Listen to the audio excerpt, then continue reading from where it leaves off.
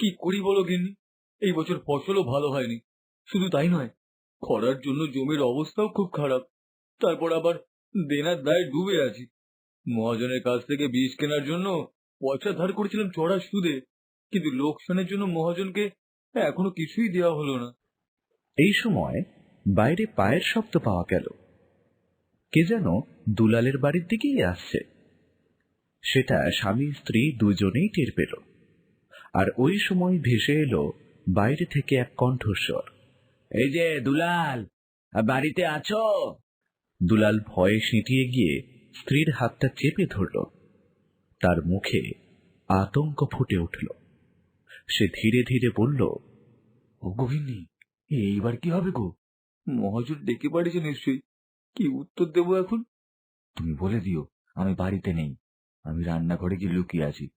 ঘরে কিন্তু ঢুকতে দিও না।